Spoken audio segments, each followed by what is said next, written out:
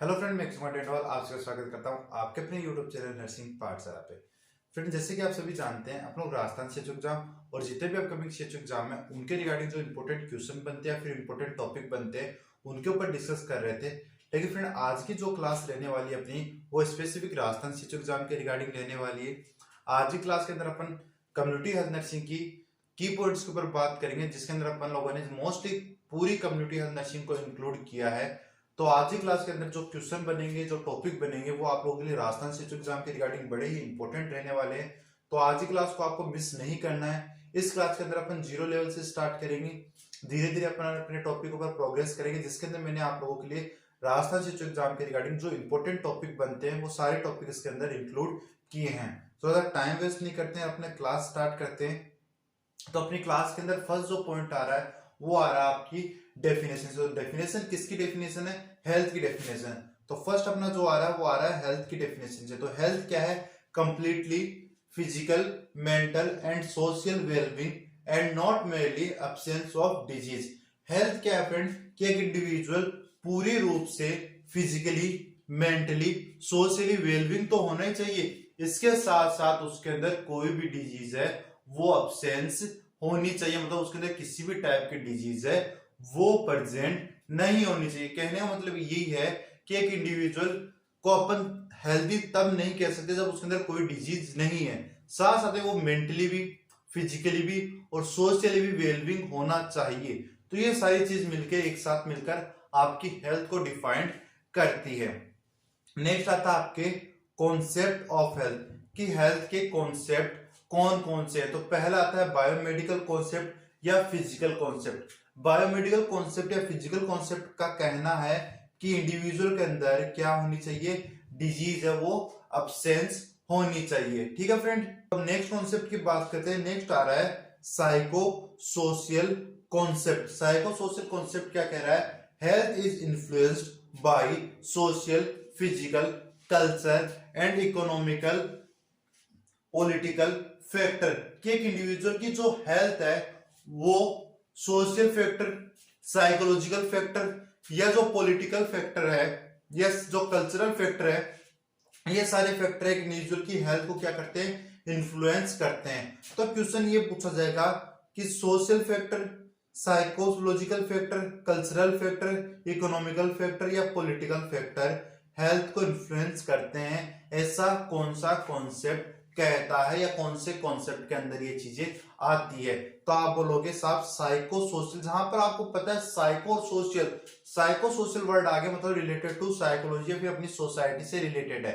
तो आप कह सकते हैं कि जो सोशल फैक्टर है, जो साइकोलॉजिकल फैक्टर है, कल्चरल फैक्टर है, पॉलिटिकल फैक्टर है, ये सारे अपनी हेल्थ के ऊपर प्रभाव डालते हैं।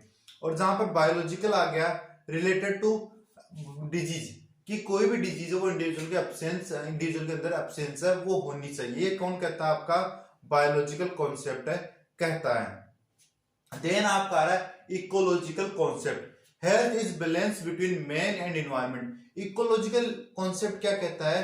कि जो आपकी हेल्थ होती है वो मैन के अंदर और इन्वायरमेंट के अंदर है, अपने ह्यूमन से अपने अंदर और अपने इन्वायरमेंट के बीच में बैलेंस मेंटेन होना कहलाता है। कि एक इंडिविजुअल है उसके अंदर और जो इन्वायरमेंट अपना एक्सटर्नल इन्वायरमेंट है उसके बीच में एक बैलेंस मेंटेन होगा, तभी आप हेल्दी रह सकते हो। ये कौन कहता है? आपका इकोलॉजिकल कॉन्सेप्ट कहता है। होलिस्टिक कॉन्सेप्ट कहता है कि साहब मेरे अंदर सारे आते हैं, मतलब इकोलॉजिकल भी मेरे अंदर आएंगे, साइकोसोशल भी मेरे अंदर आएंगे और आपका बायोलॉजिकल भी कॉन्सेप्ट मेरे अंदर आएगा। मतलब इंडिविजुअल के अंदर डिजीज भी अब्सेंस होनी चाहिए, उसकी सोशल रिलेशनशिप भी अच्छी होनी चाहिए, प्लस उसका इन्वायरमेंट के साथ बैलेंस भी मेंटेन होना चाहिए। ऐसा कॉन्सेप्ट कौन सा है? ये आपका होलिस्टिक कॉन्सेप्ट है जो कहता है। आई बात आपको समझ में? तो ये आपके कॉन्सेप्ट हो गए। अगर कॉन्सेप्ट क्या कहते हैं, जो आपका बायोलॉजिकल कॉन्सेप्ट है या बायोमेडिकल कॉन्सेप्ट है वो क्या कह रहा है? आपका वो आपका कह रहा है कि भाई इंडिविजुअल के अंदर डिजीज है वो अब्सेंस होनी चाहिए, तभी इंडिविजुअल हेल्दी माना जाएगा। ये आपका बायोमेडिकल या फिजिकल जो कॉन्सेप्ट है वो कहता है।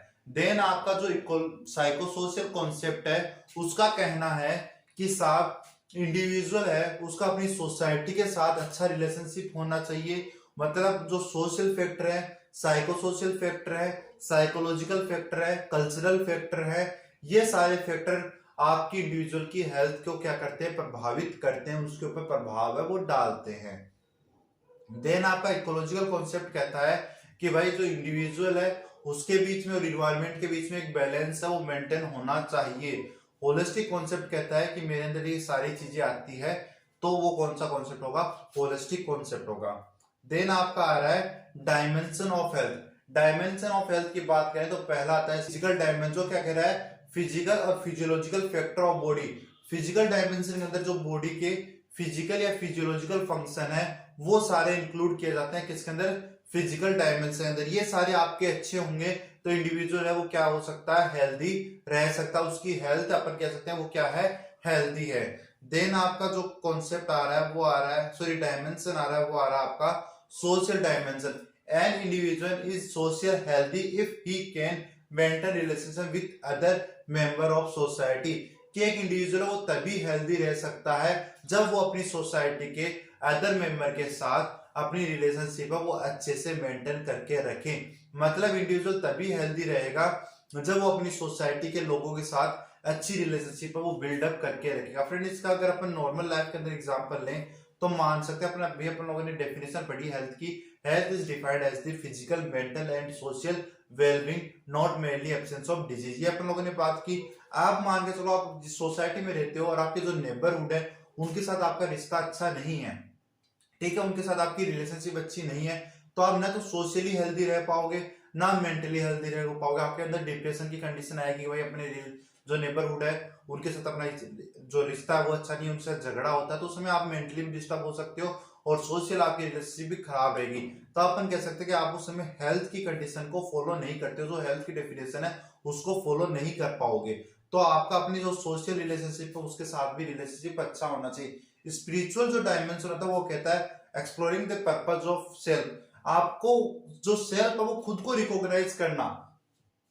तो स्पिरिचुअल डायमेंशन क्या कहता है, खुद को रिकॉग्नाइज करना। खुद को रिकॉग्नाइज करेंगे आप जब खुद के बारे में अच्छे से समझ पाओगे तभी आप हेल्दी रह पाओगे कि आपका टारगेट क्या है, आप क्या खुद को समझ पाओगे तभी आप हेल्दी रह सकते हो। तो आगे आपका स्पिरिचुअल डायमेंशन। जो नेक्स्ट आता है वो आता है आपका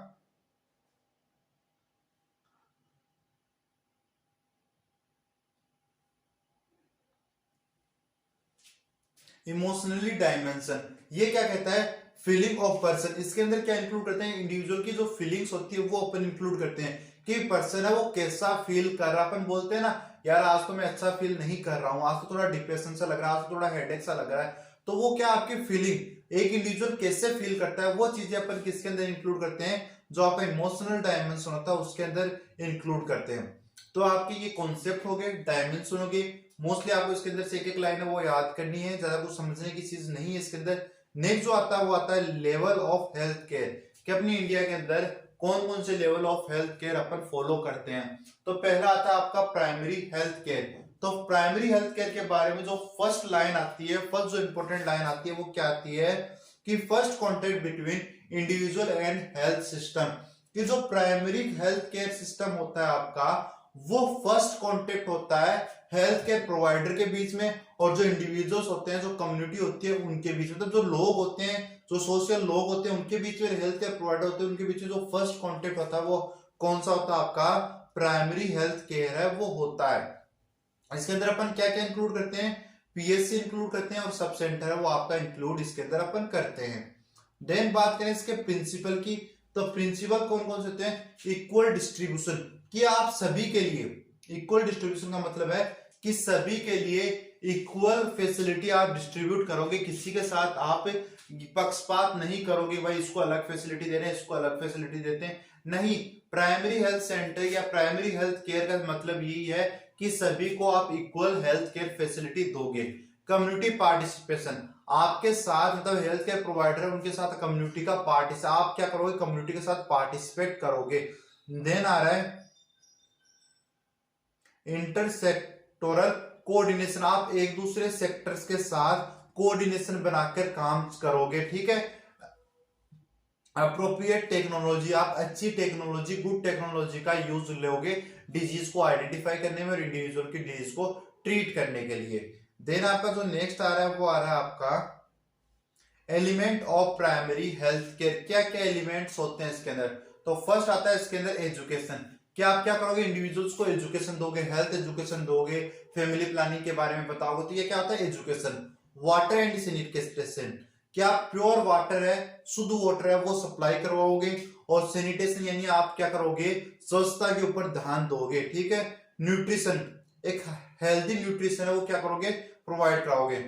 maternal and child health care, maternal और चाइल्ड हेल्थ केयर है वो प्रोवाइड करोगे आप, ठीक है।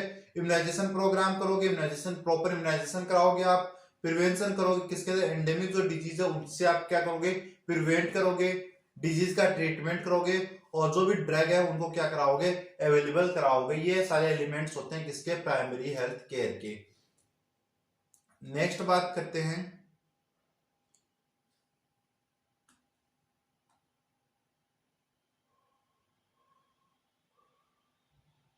नेक्स्ट आपका जो आ रहा है वो आ रहा है सेकेंडरी हेल्थ केयर। तो फ्रेंड आज की क्लास को आप रिवाइज क्लास भी बोल सकते हो, क्योंकि ये सारी चीजें मैंने पहले से आप लोगों को पढ़ा दी है। लेकिन आज की क्लास के अंदर अपन रिवाइज करें कि आप एग्जाम देने जाओ उससे एक दिन पहले पूरा वीडियो वो एक बार देख लो, तो आपको बहुत सारी चीजें क्या हो जाएगी? रिवाइज हो, क्योंकि एक बार ये चीज आपकी अच्छे से पढ़ी हुई है, फिर आप इनको इजिली रिवाइज है वो कर लोगे। तो सेकेंडरी हेल्थ केयर की बात करें तो इसके अंदर ये क्या होता है? ये फर्स्ट रेफरल यूनिट होती है। क्या आपको अगर किसी पेशेंट को रेफर करना हो, जैसे पीएचसी से आप रेफर करोगे तो कहां करोगे? यानी प्राइमरी हेल्थ सेंटर से रेफर करोगे तो सेकेंडरी हेल्थ केयर जो सिस्टम है उसके अंदर तो करोगे। तो इसके अंदर आप इंक्लूड क्या क्या करते हो? तो इसके अंदर आप करोगे डिस्ट्रिक्ट हॉस्पिटल को इंक्लूड करोगे, या फिर सीएचसी आप कम्युनिटी हेल्थ सेंटर को क्या करते हो इसके अंदर इंक्लूड करते हो। टर्सरी हेल्थ केयर की बात करें तो इसके अंदर जो सुपर स्पेशलिस्ट हॉस्पिटल होती है उनको अपन इंक्लूड करते हैं। तो इनके अंदर जो आपकी रीजनल हॉस्पिटल हो जाएगी, मेडिकल कॉलेज हो जाएगी, अपनी एम्स वगैरह होती है, इन सारी चीजों को इनके जो एग्जांपल है वो अपन ले सकते हैं। तो ये आपका हो गया टर्सरी लेवल हो गया। देन अगर अपन नेक्स्ट बात करें तो नेक्स्ट अपना जो क्वेश्चन आ रहा है वो आ रहा है आशा वर्कर के बारे में आ रहा है। तो आशा वर्कर के बारे में क्या आ रहा है? आशा की सबसे पहले जो इंपॉर्टेंट क्वेश्चन बनता है वो बनता है आशा की फुल फॉर्म से। आपको पूछ ली जा सकती है कि भाई आशा की फुल फॉर्म क्या होती है, तो आप क्या बोलोगे? एग्रीटेड सोशल हेल्थ एक्टिविस्ट इसकी फुल फॉर्म होती है, ठीक है फ्रेंड। देन आपके क्राइटेरिया की बात करके आशा कौन बन सकती है?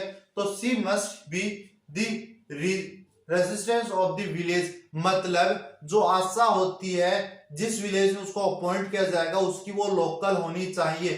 लोकल होने का एडवांटेज क्या रहेगा? वो वहां के लोगों से अच्छे से कम्युनिकेट कर पाएगी, वहां के लोगों को वो अच्छे से जानती है, तो उनसे वो अच्छे से बातचीत कर सकती है, उनकी सारी डिटेल्स, उनके जो डाटा है वो कलेक्ट कर सकती है। एज क्राइटेरिया की बात करें तो एक आशा का क्राइटेरिया होता है एज का 25 से 45 ईयर, मतलब जो आशा होती है वो 25 से 45 साल के ईयर की एज की होनी चाहिए। देन एजुकेशन की बात करें तो एक आशा वो 8th पास होनी चाहिए, मतलब 8वीं पास होनी चाहिए वो। और नेक्स्ट जो मोस्ट इंपोर्टेंट क्वेश्चन बनता है आशा के अंदर से वो बनता है आपका पॉपुलेशन का, कि एक आशा है वो कितनी पॉपुलेशन को कवर करती है। तो आप बोलोगे सर एक आशा है वो 1000 की पॉपुलेशन को कवर करती है, और एक आशा वर्कर को कहां अपॉइंट किया जाता है? सब सेंटर के ऊपर है उनको अपॉइंट किया जाता है। देन नेक्स्ट बात करते हैं अपन अपने 3 ट्रायल सिस्टम के अंदर। तो 3 ट्रायल सिस्टम अपन सब सेंटर के बारे में पढ़ेंगे, पीएससी के बारे में पढ़ेंगे और सीएससी के बारे में पढ़ेंगे। तो सब सेंटर के बारे में फर्स्ट क्या पढ़ेंगे? अभी अपने प्राइमरी हेल्थ केयर के बारे में पढ़ा था कि first contact between community and health care provider, कि जो कम्युनिटी होती है उनके बीच में और जो हेल्थ केयर प्रोवाइडर होते हैं उनके बीच में जो सब सेंटर होता है वो क्या होता है? फर्स्ट कांटेक्ट का काम करता है, ठीक है। और ये सब सेंटर होता है वो फुल्ली किसके द्वारा कंट्रोल होता है या किसके द्वारा स्पॉन्सर होता है? तो वो सेंट्रल गवर्नमेंट के द्वारा स्पॉन्सर किया जाता है। टाइप ऑफ सब सेंटर की बात करें तो सब सेंटर सर 2 टाइप के होते हैं, टाइप ए सब सेंटर और टाइप बी सब सेंटर, ठीक है।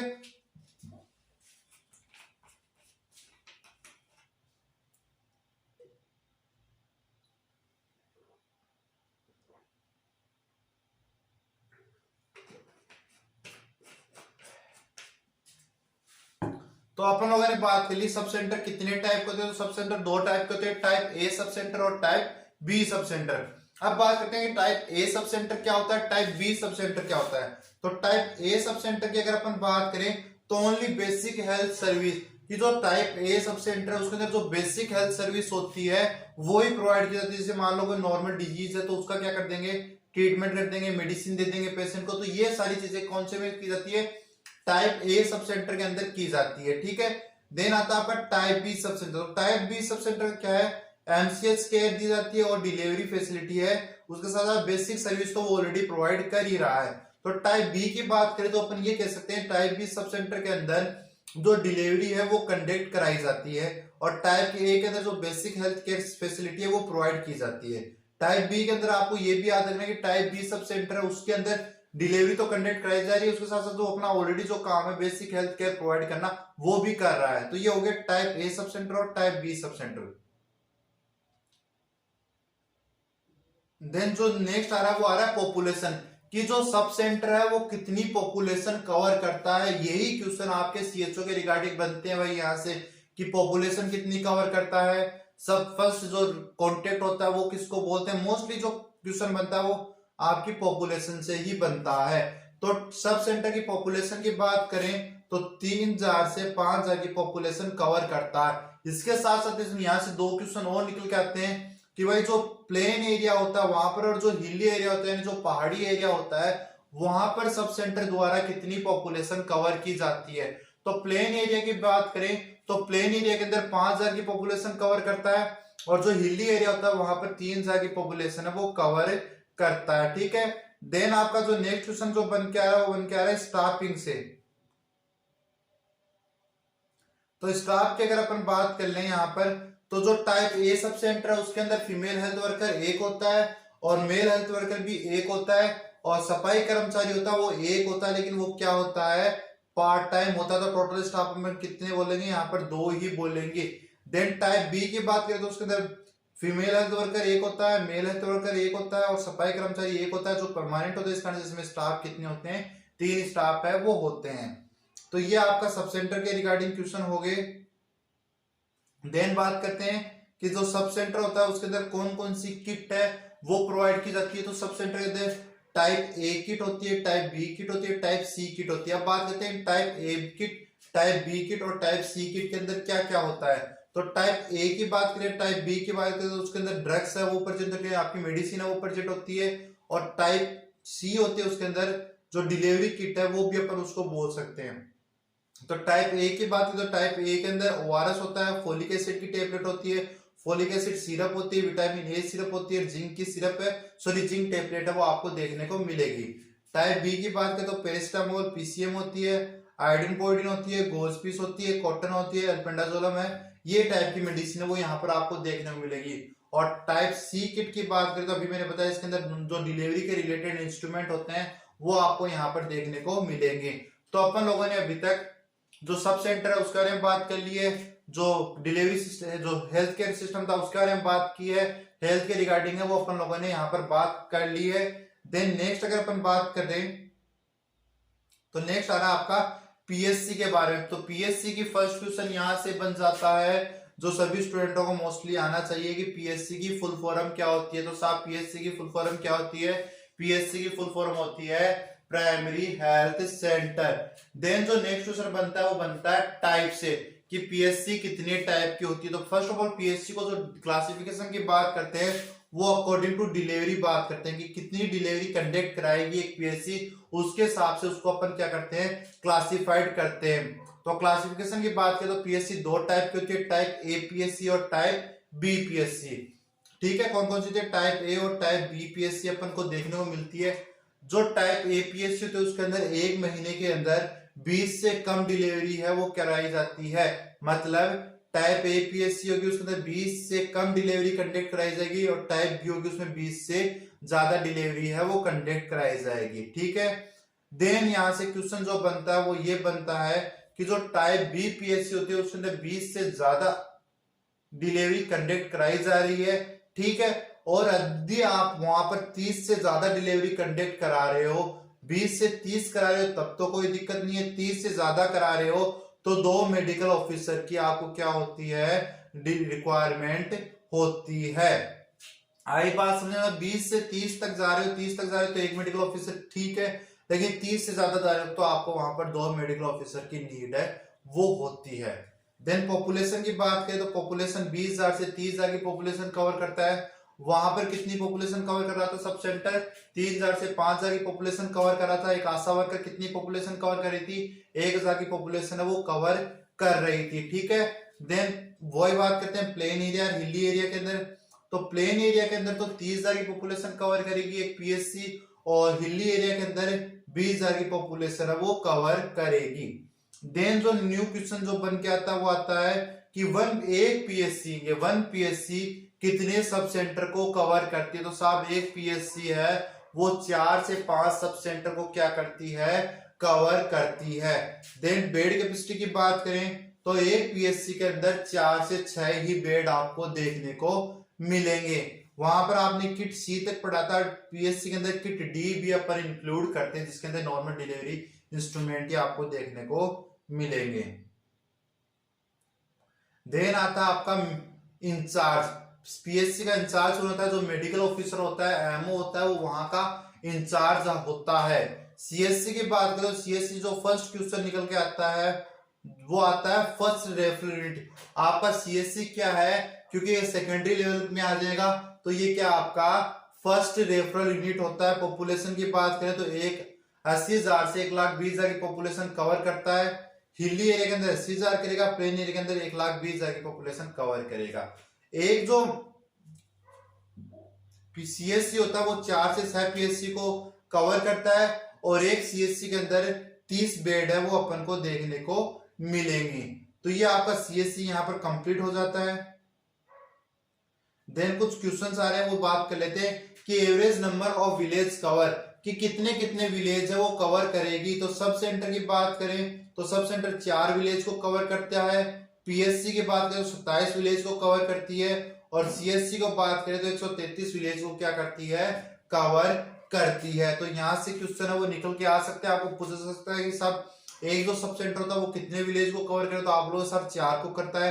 एक पीएससी है वो 27 विलेज को कवर करेगी, एक सीएससी वो 133 विलेज को क्या करती है? कवर करती है।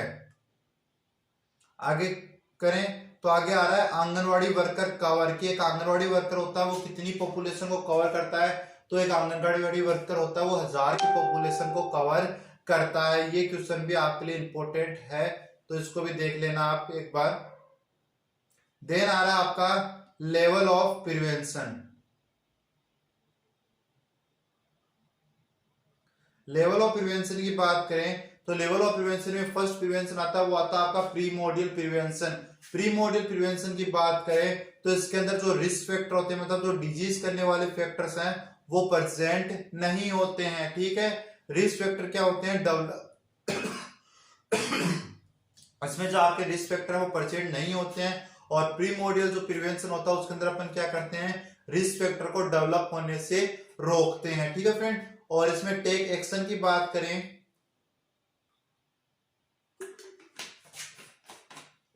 अगर इसमें अपन बात करेंगे एक्शन क्या क्या ले सकते हैं, तो इंडिविजुअल को मास एजुकेशन दे सकते हैं, और prevention of the development of risk factor. Example upon do not smoking, इनके बारे में बता सकते हैं। अल्कोहल के बारे में बता सकते हैं, अल्कोहल नहीं लेना है, स्मोकिंग करने से कैंसर हो सकता है। ये सारी बातें अपन उनको याद दिला सकते हैं। ये सारी चीजें आप याद रखने के तरीके आप वो याद रख सकते हो, ऐसे अपन इसके अंदर करते हैं, ठीक है। तो फ्रेंड अपन नेक्स्ट बात करते हैं प्राइमरी प्रिवेंशन की। इससे पहले अपन लोगों ने पढ़ा है प्रीमोडियल प्रिवेंशन। तो प्रीमोडियल प्रिवेंशन में अपन लोगों ने बात क्या की कि सर जो रिस्क फैक्टर होता है वो प्रेजेंट नहीं होता है, और रिस्क फैक्टर को प्रेजेंट होने से अकर होने से डेवलप होने से अपन क्या करते हैं? रोकते हैं। देन आता है आपका प्राइमरी प्रिवेंशन। तो प्राइमरी प्रिवेंशन के अंदर क्या होता है? आपका रिस्क फैक्टर है वो क्या हो जाता है? डेवलप है वो हो जाता है। इसको अपन प्री पैथोजेनिक स्टेज भी कहते हैं। अब बात करते हैं इसके अंदर अपन क्या क्या एक्शन है वो ले सकते हैं। तो एक्शन की बात करें तो इम्यूनाइजेशन कर सकते हैं। आपको ये पूछा जा सकता है कि इम्यूनाइजेशन है वो कौन से प्रिवेंशन के आता है, तो आप बोलोगे सर ये प्राइमरी प्रिवेंशन का पार्ट है। देन आप कह सकते हैं इंडिविजुअल को अगर बाइक चला रहे हो तो बाइक चला रहे हो तो रिस्क फैक्टर तो प्रेजेंट होगा ना, बाइक चलाओगे तो एक्सीडेंट होने के चांसेस रहते हैं। तो अपन बोल सकते हैं भाई हेलमेट यूज करो, सीट बेल्ट लगाओ, पीपीटी किट जो होती है वो भी प्राइमरी प्रिवेंशन में आती है, ग्लोव्स हो गया, आपका मास्क हो गया, हैंड वॉशिंग हो गया, हेल्थ प्रोग्राम हो गया, कॉन्ट्रासेप्टिव मेथड हो गया, वाटर प्यूरिफिकेशन हो गया, क्वारंटाइन हो गया, इन्वायरमेंटल मॉडिफिकेशन हो गया, फिर डिजीज अकर होने से पहले जो भी प्रोटेक्शन कर रहे हैं, ये सारी चीज किस में आएगी, आपके प्राइमरी प्रिवेंशन के अंदर आने वाली है। ठीक है फ्रेंड, तो नेक्स्ट अगर अपन बात करें तो नेक्स्ट आएगा आपका सेकेंडरी प्रिवेंशन। तो सेकेंडरी प्रिवेंशन की अगर अपन बात करते हैं तो सेकेंडरी प्रिवेंशन के अंदर आपका जो रिस्क फैक्टर है वो क्या कर देता है, डिजीज कोज करता है। प्री मॉडल के अंदर पढ़ा डिजीज रिस्क फैक्टर प्रेजेंट नहीं है, सेकेंडरी में पढ़ा, सॉरी प्राइमरी में पढ़ा रिस्क फैक्टर प्रेजेंट हो गया, लेकिन क्या किया उसने फ्रेंड, यहां आपको याद ये रखना है कि रिस्क फैक्टर तो प्रेजेंट है, लेकिन क्या कर रहा है वो, अभी उसने डिजीज है वो कोज नहीं की है, रिस्क फैक्टर ने किसी भी टाइप की डिजीज कोज नहीं की, अभी वो प्रेजेंट ही है। ठीक है, देन नेक्स्ट अगर अपन बात करें तो अपन लोग बात कर रहे थे अपने टर्सरी सेकेंडरी प्रिवेंशन की। तो सेकेंडरी प्रिवेंशन बोलता है कि भाई जो रिस्क फैक्टर आपने प्राइमरी प्रिवेंशन में कहा था कि अक्कर हो गए, वो अभी क्या कर रहे हैं, डिजीज कोज कर दी है। अब अपन क्या करेंगे, इसके अंदर अर्ली डायग्नोसिस करेंगे और ट्रीटमेंट कर लेंगे, भाई डिजीज का जल्दी से पता लगाएंगे और उसका ट्रीटमेंट करेंगे। जो भी स्क्रीनिंग है गई, पेप स्मेयर हो गया, ब्रेस्ट सेल्फ एग्जामिनेशन हो गया, तो ये सारी चीजें किस में आएगी, आपके सेकेंडरी प्रिवेंशन में आती है। जितने भी एग्जामिनेशन होते हैं वो सेकेंडरी प्रिवेंशन में आते हैं, क्योंकि एग्जामिनेशन आप कब करोगे, डिजीज के अक्कर होने के बाद ही तो करते हो, तो ये सारे कब आते हैं, आपके सेकेंडरी प्रिवेंशन के अंदर आते हैं। टर्सरी प्रिवेंशन की बात करें तो टर्सरी प्रिवेंशन के अंदर आपकी जो डिजीज होती है वो पीक लेवल के ऊपर पहुंच जाती है, और इसके अंदर अपन क्या करते हैं, रिहेबिलिटेशन करते हैं। और क्या रिहेबिलिटेशन का मतलब हो गया कि जो बॉडी के फंक्शन है उसको अपन रीगेन दोबारा से अचीव कराने की कोशिश करते हैं। तो ये अपना हो गए हैं लेवल ऑफ प्रिवेंशन आपके कंप्लीट हो गए। देन आपका जो नेक्स्ट क्वेश्चन आ रहा है वो आ रहा है नेशनल हेल्थ मिशन NHM। तो नेशनल हेल्थ मिशन की बात करें तो पहला जो क्वेश्चन आता है कि नेशनल हेल्थ मिशन अप्रूव्ड इनकी NHM है वो कब आया था, तो मई 2013 के अंदर आपका NHM आया था। NHM के अंदर मोस्टली दो जो प्रोग्राम है वो इंक्लूड करते हैं, पहला आता है आपका NRHM national rural health mission और NUHM national urban health mission. ये दो प्रोग्राम आप किसके अंदर इंक्लूड करते हैं, NHM के अंदर इंक्लूड करते हैं।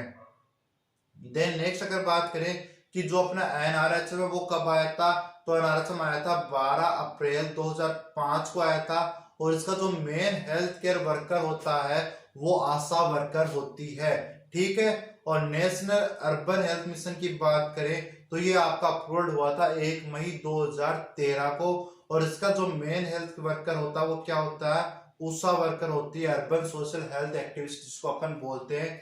आशा वर्कर की अपन ऑलरेडी बात कर चुके हैं, 1000 की पॉपुलेशन को कवर करती है, और जो आशा वर्कर होती है वो 1000 से 2500 की पॉपुलेशन को क्या करती है, कवर करती है।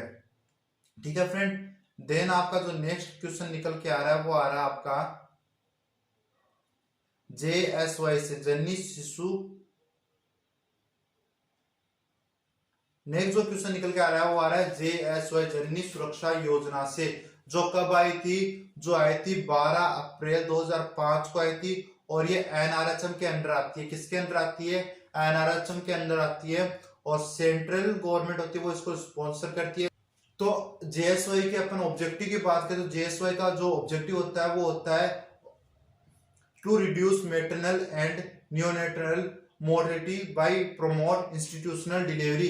जो JSY योजना है इसके अंदर अपन क्या करते हैं, जो इंस्टीट्यूशनल डिलीवरी होती है यानी जो हॉस्पिटल डिलीवरी होती है उसको अपन क्या करते हैं, प्रमोट करते हैं। ठीक है फ्रेंड, और इसके अंदर जो JSY है उसके अकॉर्डिंग आशा वर्कर है उसके कुछ विजिट दिए गए हैं डिलीवरी होने के ऊपर। तो विजिट कब कब है, अगर डिलीवरी नॉर्मल डिलीवरी हुई हो तो आशा वर्कर है डिलीवरी वाले दिन विजिट करेगी, फिर तीसरे दिन विजिट करेगी, फिर 7 दिन पे, फिर 14 दिन के ऊपर, फिर 21 दिन के ऊपर, फिर 28 दिन के ऊपर, फिर 42 दिन के ऊपर, टोटल इसके 7 विजिट है वो होते हैं।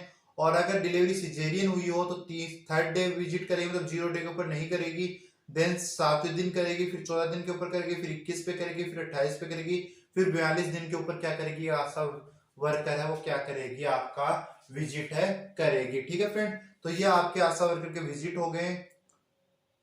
क्लास को अपन को आप लोगों को पूरा देखना है, एक रिवाइज्ड क्लास है इसको, क्योंकि ये सारी चीजें अपन ऑलरेडी पढ़ चुके हैं। अगर आप क्लास को यहाँ तक विजिट करते हुए आए हो तो आपका मतलब है कि इतने पॉइंट आपके रिवाइज्ड हो चुके हैं। अगर अपन 3-4 क्लास ऐसी अगर अपन बना लेते हैं तो अपनी बहुत सारी कम्युनिटी के पोर्शन है वो क्या हो जाते हैं, कवर हो जाते हैं। देन आ रहा आपका CSSM child survival and save motherhood, कब आया था? 1992 को ये स्कीम है, ये जो लॉन्च हुई थी। फिर आता है आपका RCH फर्स्ट, तो RCH फर्स्ट को रिप्रोडक्टिव चाइल्ड हेल्थ प्रोग्राम बोलते हैं, जो 1997 को आपका लॉन्च हुआ था। इसका जो मेन जो फंक्शन होते हैं, ऑब्जेक्टिव होते हैं, वो क्या होता है? Child survival and save motherhood आपको प्रोवाइड करना है। जो आपका CSSM प्रोग्राम था वो उसको RCH फर्स्ट के अंदर इंक्लूड कर लिया गया था। देन आपका आता है इसके अंदर फैमिली प्लानिंग आता है। फिर अप्रोच ऑफ हेल्थ केयर को क्या करना है? बढ़ावा देना है, ठीक है। Prevention and management of sexual transmitted disease RTI and AIDS, तो इन चीजों को क्या करना है? आपको प्रिवेंशन करना है, ठीक है। देन आपका जो नेक्स्ट आता है वो आता है फिर आपका RCH सेकेंड, RCH फर्स्ट को RCH सेकेंड में कन्वर्ट कर दिया गया, जो 1 अप्रैल 2005 को आया था। इसका मेन काम क्या था? Focus on reduce neonatal and child mortality and morbidity rate, ये इसका क्या था? मेन जो इसका ऑब्जेक्टिव है उसके उसी के ऊपर फोकस किया। इसके अंदर 3CS अपन इंक्लूड कर दिया, essential obstetric care, emergency obstetric care, emphasize on strengthening of referral system, ये सारी चीजें अपन क्या करते हैं इसके अंदर इंक्लूड है वो करते हैं। आपको एसेंशियल ऑब्स्टेटिकल केयर देनी है, इमरजेंसी ऑब्स्टेटिकल केयर देनी है, और जो आपका रेफरल सिस्टम उसको क्या करना है? स्ट्रेंथ है उसको मजबूती प्रदान करनी है, मतलब आपको उसको क्या करना है? स्ट्रॉन्ग बनाना है। देन आपका जो RCH सेकेंड था उसके अंदर आपका प्रोग्राम आ गया RMNCH+A, reproductive maternal newborn child plus adolescent health. इसके अंदर ए का मतलब होता है एडोलसेंट हेल्थ होता है, जो कब आया था? 2013 के अंदर आएगा। और इसका कौन से 5 ईयर प्लान के अंदर आया था? तो 12 यानी 12वें 5 ईयर प्लान के अंदर ये आपका प्रोग्राम है वो आया था। आगे अगर बात करें तो आगे आता है आपका इंडियन न्यूबॉर्न एक्शन प्लान 2004, कब आया था? ये 2004 को आया था। इंडियन न्यूबॉर्न एक्शन प्लान 2004 को आया था। इसके किसके ऊपर फोकस करता है? Focus on single digit neonatal mortality की, किस चीज के ऊपर फोकस करता है? कि जो नियोनेटल मोर्टिलिटी रेट थी उसको सिंगल डिजिट के अंदर लेके आना है। फिर आता है आपका राष्ट्रीय बाल सुरक्षा कार्यक्रम RBSK, किसके अंदर कब आया था? 2013 को ये प्रोग्राम आया था। फिर आपका जो आता है वो आता है नवजात शिशु सुरक्षा कार्यक्रम 2009 को ये आपका आया था। इसके अंदर क्या दिया? Training of health worker to basic newborn care, कि जो हेल्थ केयर वर्कर है उनको जो बेसिक न्यूबॉर्न केयर है उसके बारे में क्या की जाती है? ट्रेनिंग प्रोग्राम ट्रेनिंग है वो की जाती है। रोजी कल्याण समिति हॉस्पिटल मैनेजमेंट कमेटी के नाम से इनको जानते हैं। ये 2005 को आपकी लॉन्च हुई थी। तो ये सारे आपके कुछ प्रोग्राम और कमेटीज थी जो आप लोगों को याद रखना जरूरी हो जाता है। मोस्टली इनके ईयर के अंदर से क्वेश्चन है वो निकल के आते हैं, तो इनके बारे में आप लोगों ने डिस्कस कर लिया है। फ्रेंड इनके ऊपर अपन लोगों ने बात कर ली है। आज की क्लास ज्यादा लेंथी नहीं करेंगे, इसके बाद में जो कम्युनिटी हेल्थ नर्सिंग है उसकी 1-2 बूस्ट क्लास और बन जाएगी। तो आपको आज की क्लास कैसी लगी कमेंट जरूर करें, और चैनल पे नए हो तो चैनल को सब्सक्राइब कर ले, वीडियो को लाइक करना ना भूले। Thank you friend.